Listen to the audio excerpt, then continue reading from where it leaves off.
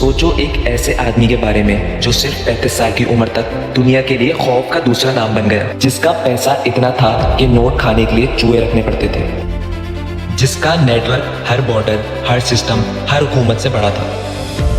Pablo Escobar, Colombia का king of cocaine, आम लोगों के लिए भगवान और सरकार के लिए नाइटमेयर।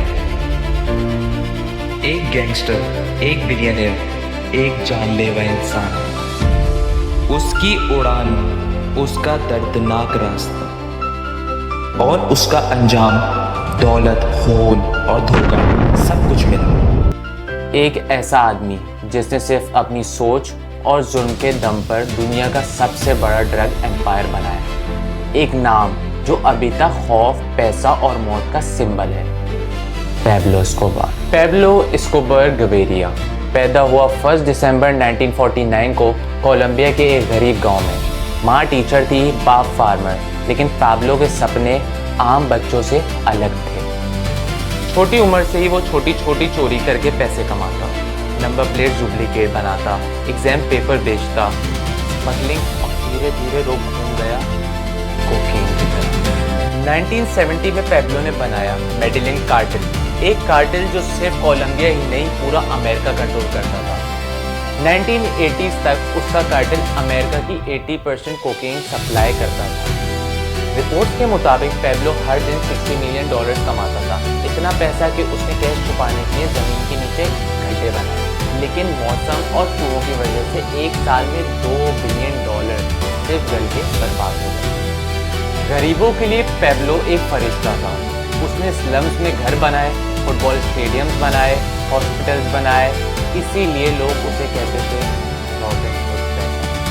1982 में पैब्लो कांग्रेस का मेंबर बन गया, लेकिन जब उसका ड्रग एम्पायर एक्सपोज हुआ, गवर्नमेंट ने उसे निकाल दिया और यहीं से पैब्लो और गवर्नमेंट के बीच खुली जंग शुरू हुई। एक रात पैब्लो जंगल में अपनी फैमिली के साथ छुपा हुआ था। उसकी बेटी मैनुएला ठंड से कांप रही थी और उस वक्त पैब्लो ने वो किया जो दुनिया को हिला देने वाला था। उसने $2 बिलियन कैश बना दिया, सिर्फ अपनी बेटी को डराने। एस्कोबार की पावर सिर्फ पैसों की वजह से नहीं, बल्कि उसका डर और टेरर की वजह से भी थी। अगर कोई उसके अगेंस्ट जाता तो उसको प्लेटो ऑफ लोगों के ऑप्शन देता, पैसा या मौत। उसने पॉलिटिशियन, जजेस और जर्नलिस्ट को मरवाया। 1989 में उसने एक कमर्शियल एयरप्लेन में बॉम्ब ब्लास्ट करवाया, जिसमें 100 से ज़्यादा लोग मारे गए, सिर्फ इसलिए क्योंकि उसको लगा कि उसका एक राइवल पॉलिटिशियन उस प्लेन में है। उसने पुलिस और आर्मी के खिलाफ ओपन वॉर शुरू किया। कोलंबिया की सड़कों पे रोज बॉम्ब ब्लास्ट और शूटिंग होती। उसके टेरर की वजह से 20-30 लोग रोजाना मारे जाते थे। एस्कोबार की शादी 1976 में मैरिया विक्टोरिया से हुई। जब वो 15 साल की थी, एस्कोबार के 2 बच्चे हुए, जुआन पैब्लो और मैनुएला। 1991 में कोलंबियन गवर्नमेंट के प्रेशर और अमेरिका के थ्रेट के बाद एस्कोबार ने डील किया खुद को सरेंडर करने की, लेकिन एक शर्त पे कि वो अपनी जेल खुद बनाएगा। उसको अपना खुद का जेल बनाने का हक मिला, जिसका नाम था ला कैथेड्रल। ये जेल एक लग्जरी रिजॉर्ट था जिसमें फुटबॉल ग्राउंड, बार, जकूजी तक थी।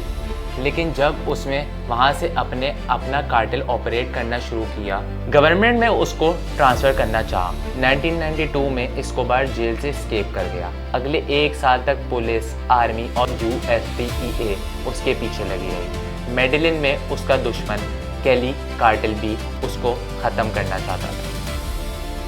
लोग उसको रॉबिन हुड कहते, गरीबों का मसीहा, लेकिन दुनिया उसको एक रूथलेस ड्रग लॉर्ड के तौर पर याद करती थी, जिसके कार्टेल ने हजारों जिंदगियां बर्बाद कर दी।